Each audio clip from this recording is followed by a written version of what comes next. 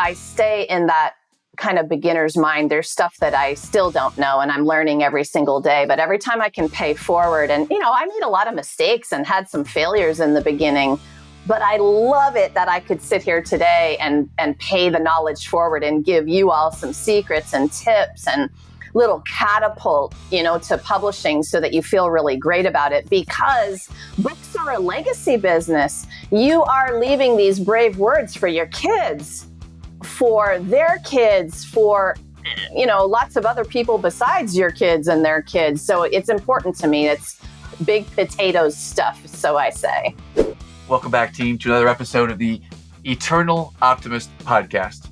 It is my sincere pleasure to be with a fellow perfectionist / high achiever / someone who's completed many marathons / someone who runs a big company and helps entrepreneurs and leaders in a very specific niche publish their books. And there's so much more to uncover. We're talking to a titan in the business right now. My guest today is Laura Di Franco. Laura Di Franco, welcome to the show, Laura. How are you today?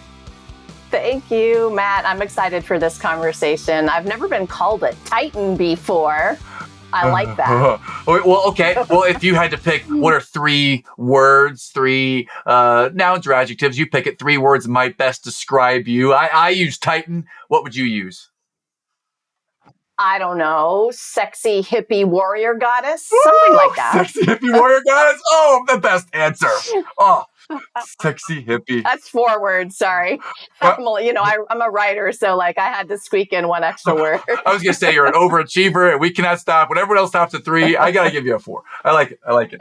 Well, Laura, it's a real sincere pleasure to meet you today. And as we dive in and get started, I'd love to give some context. We're going to talk about things that have been challenging your world today so you can relate to the audience challenges and how you've overcome those. We're going to talk about your business and your mission in the world and how you're serving people. Before we get to any of that, though, I'd love to get some context. Can you give the audience a little bit, just tell us maybe 3 bullet points of information about who is Laura Di Franco first? Yeah, thanks. So I spent 30 years as a holistic physical therapist. That's really important for people to know. I've been a healer my whole life. And I did all that, before I started to do what I'm doing now, which is help other healers. So that's one big thing. I am a lifelong athlete. You mentioned the marathoning. I am a 3rd degree black belt in Taekwondo. I played collegiate soccer for a couple of years. I love moving my body. Part of my overachievement, I call exercise and peak performance my drug of choice. I love to move my body and I love to understand how that body moves, right? I'm kind of an anatomy geek, might be the 3rd thing that kind of ties in with the first 2. Okay. And of course, writing, I've been doing it since I was 15 in journals, and now I publish, and it's been quite an amazing journey of healing. Wow. Okay. So many places we can go. You've just given us an entire encyclopedia of places we can go. So thank you. Let's start with this. You said that you've been writing since you were 15. I'm really interested in this because I journal now about 95% of the days since 2015 July. So I'm really into journaling. Did a little bit younger in life. You've been doing it since you were 15. Can you take us back maybe to when you started and share what was your first journal entry? And then let's go down the journaling path for a little while, please. Journaling. I love talking about journaling, and I have every single journal I've ever owned still. Wow. And the little tiny, I wish I had it for show and tell on the video, but the little tiny blue with white polka dot journal with the little silver lock and key was the first one, right? Yeah. You can picture it, right? Oh, yeah. This little diary. We called them diaries back then. And of course, it's filled with poems about boys. I mean, come on now, all of that stuff. 15 years old, all the stuff. And journaling, I think, was just a safe space for me to do everything I wanted to do in terms of what my goals were for my life. And also my I don't know, big secrets, the things I needed to unload. The pages took that stuff and helped me with awareness, helped me be a witness to myself. It was a healing journey for many, many years. So journaling is a big deal for me. And there's a pretty cool story about how it tied into my first published book too, if you want to hear that. I would love to hear that story. Please tee it up. Well, because I'd been an avid journaler forever and never really stopped. Back when my son was 5.5, we were looking for something for him to do, just to socialize, an activity, whatever.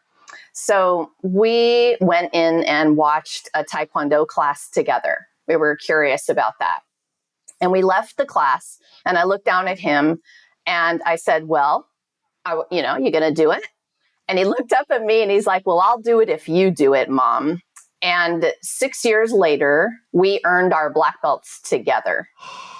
And I had been journaling like I always had throughout those 6 years, all the details of being a mom and a wife and a healer and a martial artist and the journey he and I were taking together. And I looked at those journals and I'm like, oh, there's the book. And so the first book was called Living, Healing, and Taekwondo. And it detailed that journey of those years together and just all of the things, I've been talking about. And, it's hard to publish your first book baby to the world with all your stories and everything. But it was a start.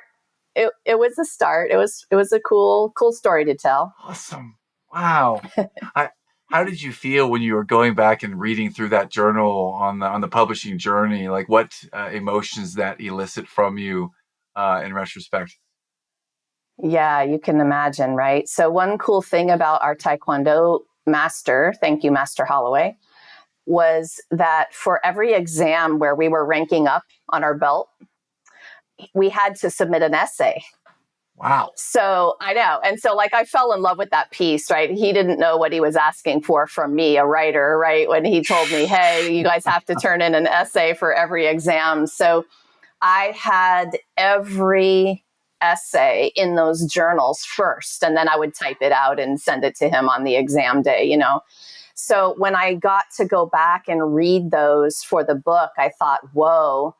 The first thought was are you really going to publish these? Are you going to let people read the stuff here? And the answer for me was yes. I wanted to just be real with people and give them a window, because I think that's what helps people not feel alone in their own minds and lives. Yeah. So a lot of them, of course, there was a lot there. Yeah. This is so affirming to me because of the journaling I do. A lot of it is around being a dad and being a husband. And maybe this is future me wanting to seek some emotion in the future. The feeling that you just caused me to feel was one of joy and almost a tear because I just finished, we talked about it a minute ago, I just finished my first marathon this past weekend. And the reason that I did it, my why, was selfish. I wanted to have that feeling when I crossed the last finish line and see my kids, my wife there. And I did. And it was a joyless moment of pure emotion where I started to cry. And it was just an amazing moment. And I feel that might be that moment that maybe could happen in the future for me. In any event, just thank you for sharing that story. And I'm taking some notes over here from a business perspective. I'm thinking for every new belt of level up, you had to submit an essay. I'm wondering how I might convert that into a client-facing thing for me. Do you convert that into your business in some way for every new level or healing they get? Is there something they write or do with you? Well, the writing process for us sits on I'll say the writing and publishing process sits on a foundation that writing and publishing and being out loud with your stories is a healing and self-development journey. So we hold that space very sacred here. And I really want people to know that, if you're with people who don't get that, your journey will be much different. And if you're with people who do get it, you'll have some support and love and help along the way when you're diving into stuff that you didn't even realize. Sometimes even I'll write a story and I'll have a reaction. I'll be in a triggery moment with it, and I'll think to myself, whoa, I thought I had dealt with that one already. But the writing, that process was like, oh, maybe there's just another little nugget that you need to, let surface and heal. And so I just love that the universe made me do my 30 years of healing first. Yeah. Before I started working with people to like write it out loud, because, everything is perfect, divine timing and all set up for us, right? I want to say right. I totally agree. And part of me is like, yeah, but this is happening. And but just give me a little more time and then it'll be perfect. Like the perfectionist inside. Right. So many things to unpack. The thing that just came to mind is when the student is ready, the teacher will appear, and you invested 30 years into healing and to physical therapy. And that prepared you for where you are now to welcome and invite people to their journey with you. And I'm very interested in this journey of how people come to you, of who's the person that might be the avatar to come to you to help publish their book. And the reason I'm so curious is because for me, I always wanted to be an author. I had a typewriter back in the day when you had to push and put that thing in there that would, you push it on your typewriter and the white would go and black out. Then you take that thing out of your typewriter and put it back in. I remember my parents got me one of those in seventh grade. And the first book that I wrote, I didn't know how to publish anything. And as an adult now at 46, who wanted to write something forever, maybe I was scared because I didn't know A, how to write it, B, how to structure it, C, especially how to actually publish it and do all the things that I don't even know what I'm talking about. I don't know. So I'm maybe a little bit afraid. So I'm sure there are many people out there that want to publish a book that don't know what they don't know.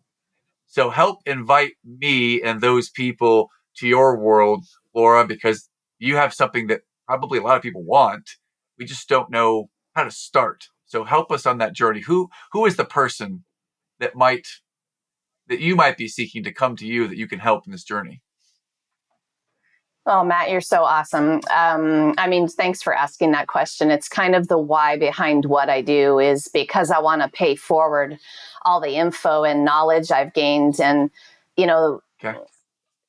I stay in that kind of beginner's mind. There's stuff that I still don't know and I'm learning every single day. But every time I can pay forward, and, I made a lot of mistakes and had some failures in the beginning.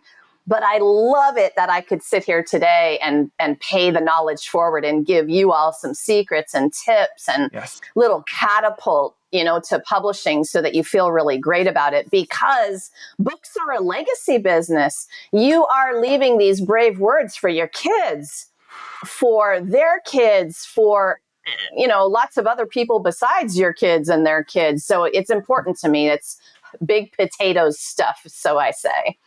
My person is usually a holistic health and wellness coach, professional, practitioner, somebody who is out there helping the world. And they want to bring these stories and strategies, practical tools into the world for their audiences and their clients and all the people they serve. And how cool is it for me that your legacy is also mine? Like when I get to help you bring these stories and things out there, that's also important to me. So it's one of the things I want to tell people when they're shopping around for support, because there's a lot out there. Yes. Then that person better care about what you want to leave in the world, and there better be an alignment, because when those two energies come together, oh my gosh, it's so much bigger at that point, right? When we launch books into the world, we want to come together as collaborators in that message that is important to you. You got me started on this topic, which I'll talk about all day because I love it so much. Yeah. But, you can ask me anything that you want to know specifically, and I'd be super happy to share. I'm afraid of what I don't know when it comes to publishing a book on my own or through a publisher. So one of the things that I might be afraid of is I want to publish a book. I want to write a book. I just simply don't know what to do first. I meet you, someone who will help, you said holistic wellness coach, or people that want to help the world. You want to help them bring that legacy forward. Let's say that I want to bring a legacy forward and I am a holistic and wellness coach, or I'm someone that simply, I want to help other people. I want to bring help to the world, bring my legacy forward. So what might the first conversation look like with you? Because I have no idea where to start. It's just a seed in my mind that I want to write, and I don't know how. I don't know what format. I don't know anything that comes next, other than I want the book to be done. So, what's the first step in that journey with you, Laura? Well, because I'm also a business strategist, and it's one of Okay. the things that I want to be as a publisher is also your smart business strategist publisher Okay. who makes sure that you start at the first step, which is knowing your ideal reader. Now, Okay. you and I could have a business conversation. We could talk about ideal client all day long, but that really, and maybe it seems boring, but really it's important. So, like, who is reading this book? This isn't only what you want to write, it's what they want to read. Okay. And so if you go back to ideal client and ideal reader and you start to interview some people in your world, I'm about to write a book. Like, what would you want to know since you've been my client, my awesome ideal client for so long? What would you want me to write about? What are the tips and tricks that have helped you the most? What was the most impactful in our work together? For me, and I know you know pieces of this, it was the getting over the fear of not good enough. And I wrote that book called How to Have Fun with Your Fear because my clients were like, oh, imposter syndrome was paralyzing them. Ooh. Perfectionism, please. Oh my gosh. The amount of books that could have been published had it not been for the perfectionism getting in the way, right? Yes. It's all the stuff. It's all the stuff that you list on your, yeah. Yes. So Yes. so you start with them in mind because it's not really about you, and that fear of not good enough is boring to me Mm-hmm. because your words and work could be changing or saving a life if you would just get over yourself and start to understand that what you're creating is for them. Mm. It doesn't have to be perfect. It doesn't have to be, perfect. I guess perfect is the word. So you understand that person first, and then you make an outline. You start a beefy book outline about that journey from A to Z, and you start to talk about these books, by the way, are called teaching memoirs because they're personal story combined with practical tool. Okay. Okay. And you make an outline about what that is for the person, the journey you're going to take them on. What do they need to know about me to trust me so that I can then teach them something? And my books are structured in lots of different kinds of ways. So there's lots of answers to your question about like, where do I start? But that's probably a great place to start this conversation. Okay. So they start with know who your ideal reader might be. All right. So as an example, me, 46, someone that has done really well in business at the expense of personal relationships. I thought I was doing it for you, dear. And it turns out I've alienated everyone in my life because I've just focused on my lens. Right. So I want to connect with other people who are starting to realize that or want to realize that and hear other people. Right. And so my book started with a journey, kind of like you said. We did a big beefy book outline, and the outline walks us through the journey of the different stages where all these things where I effed up and made mistakes. And here's the learning moment. And so we started that way. And the way you're describing it is beautiful. I love the way you're describing it. So we start to get the outline. Once I've got an outline, so many people out there may think they have the outline. They may have written some stories down, some lessons. What's next that can help them allay some of those fears in the process? Well, I think that your mindset definitely has to be reader oriented. Okay. And what can get you through the fear sometimes are some really badass quotes. And one of them is everything's been written before, but not by you. So that is one of my favorites, honestly, because your topics have been written about before.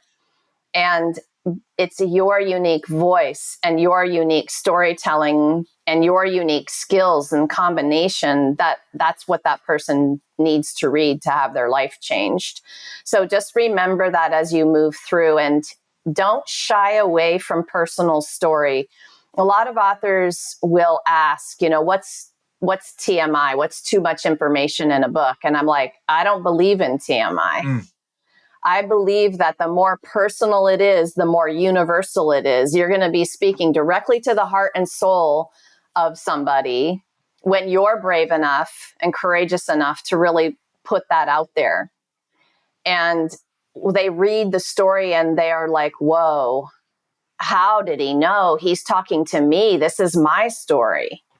Awesome. But until we figure this out and I see authors sort of dancing around the information. They don't give it all up, or they don't even share those personal stories. They step right into master teacher mode right away. And they don't build a know, love, and trust with their reader first. Like, why would I hire you out of the 100 people if you're not going to help me trust you? And out of those 100 people that I could read their book or hire them to help me, it's the one who gives up that personal story who I'm like, ooh, she's my gal, he's my guy. Yes. Like, because there's already an aligned, resonant vibe there because of the storytelling. So you could tell I get excited about this. Yeah. But yeah, so that's some of it, right? I love it. You've given us a couple of nuggets and one little tiny tidbit, listeners. If you're interested in publishing a book, then this is right up your alley. If not, then I'm still listening right now for some great personal things and great stories that we're hearing. And I've heard a couple of them. I want to repeat. One is that your words of work can really help or save a life. And that is so true. Your personal story, dear listener, can help or save someone else's life. And the more detailed, granular, real you are with it, that's what draws all of us in. So I love that you're really centered in on reader mindset, the people that are reading it, how you can serve them through their lens. So I love that. And then the last thing you said, the more personal it is, the more universal it is. I love that. That is the quote of the day for me. I love that. And you've got some great quotes. Everything's been written before, but not by you. I love that. This is great. It's hard to be vulnerable, right? With those personal stories. That takes some courage. Yes. And then it's one thing to put it in your journal, but it's quite another thing to decide to publish and then to actually tell people you published and share it out and promote it and market it is a whole nother level of, courage that you need. It's a journey. Yes. Well, let's go back to your journey and getting over your fear, because you had your first book or one of your books is getting over your getting over fear and having fun with it. And I'd love to go back and first, what's the name of that book, and take us back to why you wrote that book. Love to go back to that story. That was How to Have Fun with Your Fear is the name of that book. And it's one of my signature teaching memoirs because at that point in time, I think that was book number 3, just so you know the timeline. I realized I honed in on this fear thing as something I really loved talking about. So by book 3, I was honed in a little bit, niched down a little more. I was really following my own advice in book 3 and doing a better job of talking to my ideal reader and my ideal client. I wanted my fellow professionals and healers to understand that if they can't figure out how to talk about themselves and share their beautiful words and work in the world, nobody's life gets changed. They had to get over the fear of selling. They had to get over the fear of talking about themselves and then of sharing those personal and sometimes very vulnerable stories. And that was how to have fun with it. The fear inside of you is a feeling. And sometimes the problem is it feels very much like survival fear, like you're going to die. And so viscerally in your heart, in your chest, in your gut, all the things are feeling like that. But I call this purpose-driven fear. This is a kind of fear that feels like that crazy survival fear, but really it's purpose driven. It aligns with something you want to do in your life that's exciting. Fear is just a feeling in your body. It's excitement without the breath. Yes. That's something a breath worker told me a long time ago. And if you can start to use the awareness process and discern these subtle differences in the way that you are afraid in your body, this comes from my holistic healing background, right? As a physical therapist, then man, you've got some secrets to the universe. Seriously, you've got ninja moves of mindset at that point. And mindset is your practice. I changed the word mindfulness to bodyfulness, because the way that you set your mind is by understanding the sensations in your body. Oh, I know I just like threw a bunch of stuff at you all at once, but this is a really important topic to me in terms of, what we're doing here and getting over the fear. yes. And I want to throw a frame in here for some of the listeners. And this may hit both male and female listeners. I know it's gonna be challenging for some of our male listeners to really understand what Laura just said, to be able to feel fear in your body, or to be able to feel anything really, to be specifically to feel something in your body. And through emotional intelligence work, is what I would call it with a coach, I've been able to learn how, when feeling fear, it shows up in a certain part of my body. And what that might mean is that something needs to come out and be known.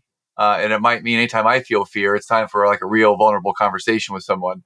And I love that we have someone here today. So listeners, take note that we have someone that is very versed in being able to feel and help some of us big cerebral thinkers to convert, or to be able to come closer to feeling. So I didn't plan for this, and I'd love to at the same time kind of shift into, let's just say you're talking to someone right now who identifies as being very cerebral, and they're a big thinker, and they're not really great at feeling.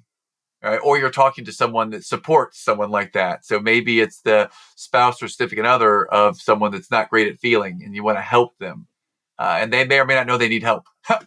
So help me to get to the place where I understand how to feel and how to know my body.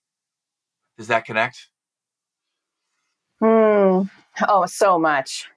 And it's like inside my head, I'm like, oh my gosh, where do I start with this one? Right. So, and you said men versus women, which I do agree with. I'm also going to throw in there that anybody who has had any amount of trauma is also struggling with this. So there's that. And it's important to understand that everything great happens in your discomfort zone. Okay. Hear that. Okay. So learning how to feel everything, giving yourself permission to feel the joy and the sadness and the extremes of joy and sadness means that you're able to feel that full spectrum of life. And it's important. And everything amazing is going to happen in that place where it might feel a little uncomfortable, but because you're just not used to it. Yeah. And I watch zombies walking around the world who have closed themselves down from healing is healing. They've closed themselves down from feeling, staying in that analytical mind place. Yes. So that they don't have to feel what's in their body, which, again, just repeating myself, can feel really bad, like you're going to die. So like, who wants to go there? Nobody, right? Because you're afraid once you go there, you're never going to get out. You're going to be stuck in the Pandora's box, or actually, that's maybe the wrong way to say it, the pit. Yes. And you won't be able to get out. But that's actually a lie, because the faster you can dive, the faster you're going to be moving out of it again. Mm-hmm. Right? So we're standing in front of fear and feeling the feelings like it's a huge wall of fire. And so we just get paralyzed there. We stop and we stare at it and we don't move. But if we just jump through the wall, we're going to look back and realize, oh, that was like a millimeter thick. Why didn't I do that sooner? Wow. Why didn't I jump into that feeling and explore my humanness, my place where my heart drives and I can connect with others and the planet and anything else you want to connect with and make miracle lives happen, right? Like this is the answer, I think, to almost everything, I think, is this awareness. Yes. There's a lot of ways we can talk about awareness, right? So as a hands-on therapist, I assisted people by helping them feel, but by first getting really quiet and practicing. I just ask, well, what do you feel right now? And a lot of times they would, I don't know. I don't feel anything. Well, do you feel the temperature of the room? Do you feel the clothes on your body? Do you feel the weight of your body in the chair right now? That's how I start people who are really, really locked down. And they go, oh, of course, I feel the weight of my body in the chair. Of course, I feel my clothes on my skin. Yeah, it's cold in the room, right? They can feel, they just aren't practiced in it. So I hate to use the M word, Anya, the meditation word, because it's more than meditation. Great word. Yeah. But what if you could just feel whatever you're sensing? What if it didn't have to be that big of a deal in terms of like emotional pain, right, to start? That's a way in. That's a simple way in. I feel you, because I was running the marathon last weekend, and I caught myself. Congrats, by the way. Thank you. Very excited about it. We did finish. The target was completed in 6 hours or less, and we did. Excellent. And yeah, very excited. And 4 times throughout the race, I caught myself thinking about the finish line and what I was going to feel. And I caught myself getting emotional 4 specific times in the race because I was thinking about the future.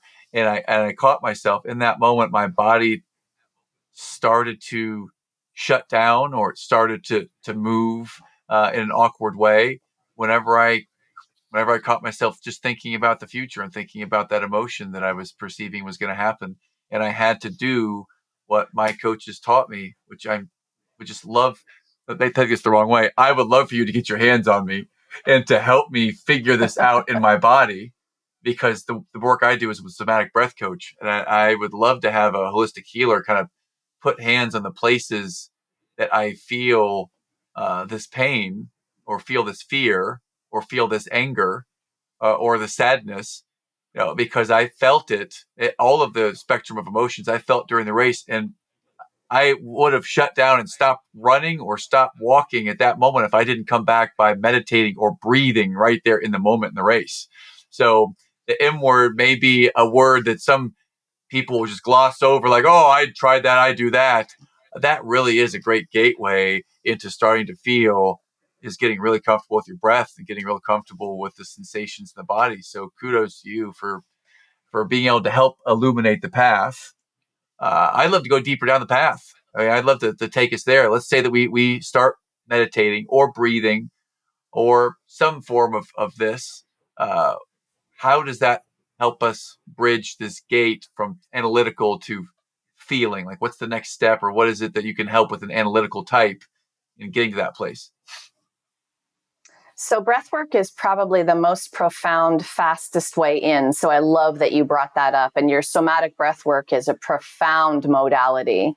I'm practiced in myofascial release and craniosacral therapy and energy therapies and all the hands-on pieces that we would combine with things like breathwork and dialoguing and all of the things that, we need to help people by integrating all of these modalities. And there are some hands-on, hands-off. It depends on the person's situation and levels of trauma. But there's always ways that we can help them feel and be in their body so that they can experience and then release whatever the energy is that the problem. And a lot of the times, you said somatic breath work, somato-emotional release is something that I've been trained in. It's accessing the tissue so that the emotion can release. We're also afraid of crying, y'all. Let's just cry some more, because it feels really good as a release to get in there into these places where these trauma energies have been lodged and we locked down in survival mode, or maybe we were taught not to feel, not to cry, not to whatever. We have teachers and coaches and parents who kind of shoved that into us, at an early age. Who knows, right? So when we start to access those places and the cry comes up, we have to ease ourselves into allowing. Okay. And it's not easy. That's right. It is not easy, but it's totally worth it. I totally agree. So again, next step you asked is, well, if I'm feeling the weight of my body in the chair, if I'm feeling this sensation of the breath moving in and out of my nose or my mouth, or I can feel the belly moving up and down, then I would say drop into your entire system, head to fingertips to toes. What's that feel like when you drop in down into your pelvic bowl, into your belly button, into your core? And just curiosity and detachment from the outcome are my biggest advice. Be curious. What do I feel? I don't know. Let me journal a little bit about it after, right? So I'm going to immediately add a little bit of therapeutic journaling into the what do you feel? What do you notice? And I realized a little bit ago that my form of meditation is pen to paper. That is how the energy moves and shifts with me. I kept trying to sit on a pillow with my eyes closed, and I kept having this urge to write. And finally, one day I said to myself, well, then just write.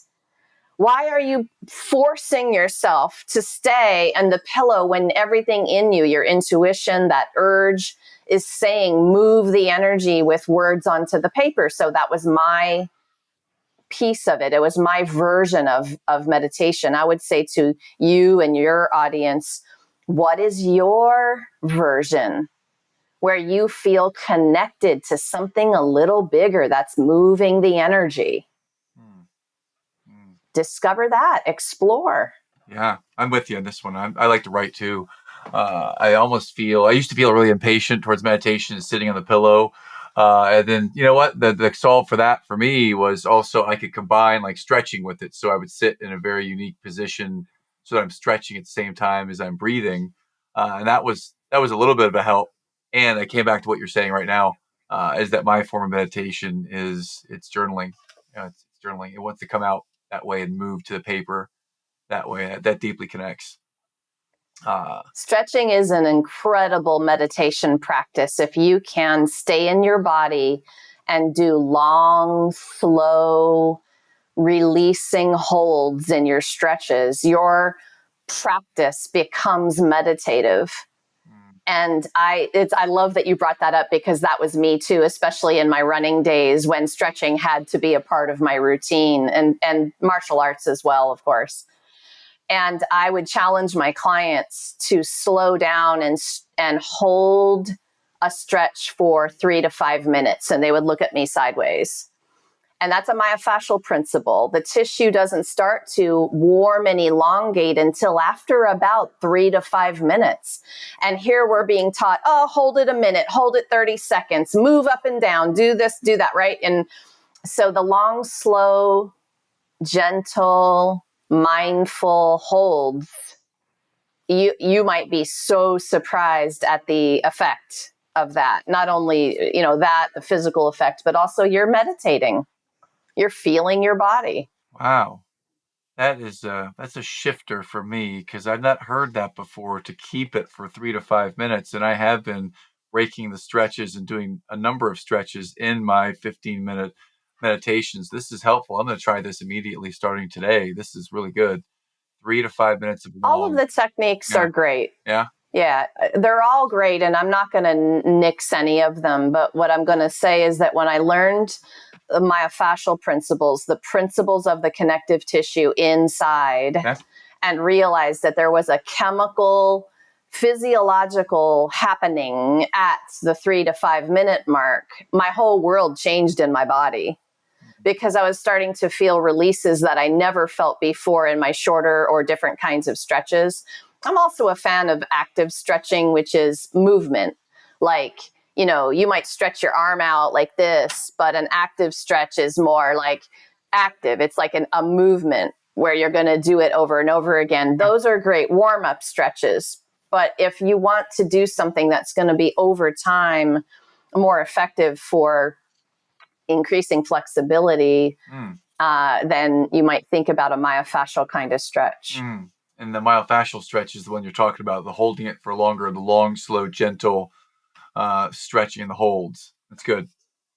Exactly. That's good. Not to mention the mental opportunity you have to check in. Yes. Check in with curiosity, check in to the best of we know how, with a detachment to the outcome. Just simply be, for those of us that have trouble in that, holding that space of silence, holding that space in ourselves for any period of time, call it meditation, call it during the stretching. You coach us to be curious and to be detached from the outcome. How? And I know that we don't have hours and hours to break that down. What might be I love it though. It's the best. Yeah. How do we do that? How might best question ever? Yeah. Let's keep down that path for a little while, please. Well, so to all of you athletes out there, when you begin a long, slow hold stretch and you're using it as a meditation and a body awareness practice, which is what I highly suggest.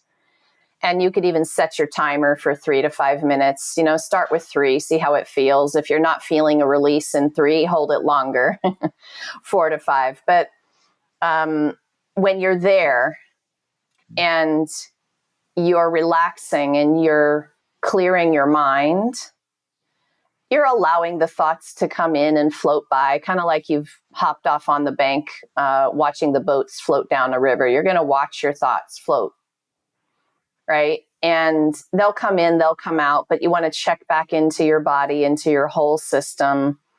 And I want to challenge you to notice what is tensing or bracing during the hold and see if you can unclench yourself. But don't always think that the clench is going to happen in the body part you're stretching. Let's say you're stretching your hamstrings and you're sitting on the floor with one leg out and you're reaching for your toes, right? And that's going to be the hamstring stretch. But when you're doing this much more slow, long hold and you're focusing on some quieting of the mind, you're relaxing and you're just noticing what you feel, being curious, having fun, relaxing. What you'll notice is that parts of you begin to tighten. They clench, and it could even be your jaw. So I want you to notice what's tightening in your system, your 3-dimensional connected system, and unclench that piece. Maybe it is up in your head, neck, and shoulders. And so I'll combine these long, slow hold, meditative hold stretches with a body scan. Check your head, neck, and shoulders. On your next exhale, can you release that tightening? Come down, and right? And so we could go through the whole body like that, even though we're just stretching the hamstring, so to speak. Absolutely. You can find what other parts of you are getting in the way of a full release. It is eye-opening what we'll be holding and clenching while you're trying to, quote, stretch your hamstrings or whatever it is. So you detach really by practicing the release, the mind clearing, detachment is a lifelong practice also. So Absolutely. That is a tough one to get into without wanting to recommend about 10 books on the subject. Well, we're going to come to book recommendations in a few minutes. We're coming. We're coming. Just pause, dear listener, for the effect here that it's not something you can think your way through. You have to practice this. Quantity plus quality plus frequency. Frequency means number of times you do it. Quantity plus quality plus frequency. That's your practice. That's how you solve, is by practicing. This is not something you can think your way through, listeners. You must get into that moment and do this meta learning. Do it while you're in it, not right here on the sidelines while we're on the show listening or just listening to the podcast episode. You got to practice. You got to practice it. And the results will absolutely blow your mind when you stick with it. If you go and do it once and think you're going to get the cure for cancer, and you're going to have the most flexible person after a marathon, after one stretching time where you're intentionally having a myofascial release stretch, it's not going to work. You're kidding yourself. You've got to stick with it and keep practicing. And this has been really insightful and amazing. And I love to keep going down the rabbit hole. And I want to respect the time and start to shift to how do we find out more about you? Where is the social media place? Where's your website? Just give us the map to find you, Laura. Oh, thank you so much. Bravehealer.com. You guys come on over. There's a contact form. There's all the social links there. I'm on Facebook, Brave Healer by Laura. I'm on Instagram, Brave Healer Productions. You can basically type in Brave Healer in most places and find me. Okay. And LinkedIn too, of course, Laura Di Franco, right? I'm doing a lot of networking. I'm loving to chat with you. And just if you need someone to pick, you want to pick my brain about publishing, you need some guidance, I'm cool with that. Awesome. I love to do it. Awesome. And I believe that if our listeners are nice to you, that you may have an offer for them today. What offer might you have for the listeners today, Laura? Oh, I love giving you guys access to the Brave Healer Resources Vault. Over the years of my business building, I kept putting new freebies in the vault. Mm-hmm. And I have this library for you for writers. You want to publish, you're building your business, you're building your author platform and email list. Oh my gosh, you are not going to believe what kind of resources are in there for you. The ideal client we talked about, mm-hmm. a whole masterclass in there for you. Wow. Thank you. Thank you for that. And that's at bravehealer.com.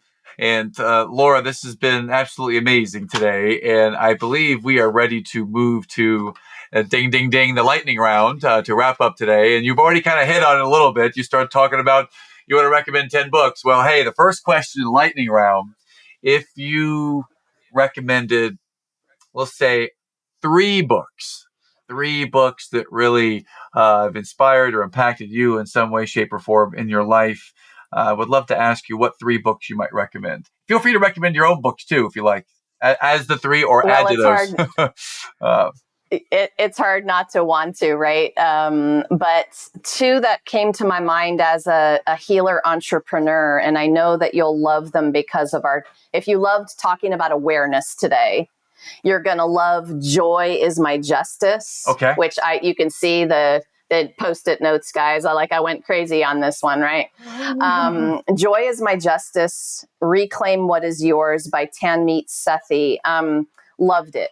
Another one that's an older book that I come back to is called The Big Leap by Dr. Gay Hendricks. That's a book about awareness that will take you to another level. He talks about the upper limit problem.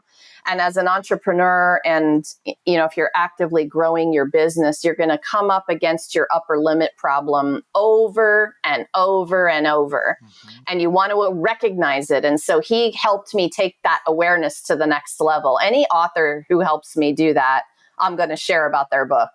Excellent. And in terms of my own, thank you. I'm going to give you a little sneak peek into our expert collaboration world with Love Warriors and Mindset Mastery. Okay. And this is where I asked my friends to come and talk about these topics with me, because I know a lot of professionals who love to teach mindset. They love to teach healing. So in Love Warriors, the Conscious Expert's Guide to Healing, Joy, and Manifestation, we talk a lot about healing in mind, body, soul.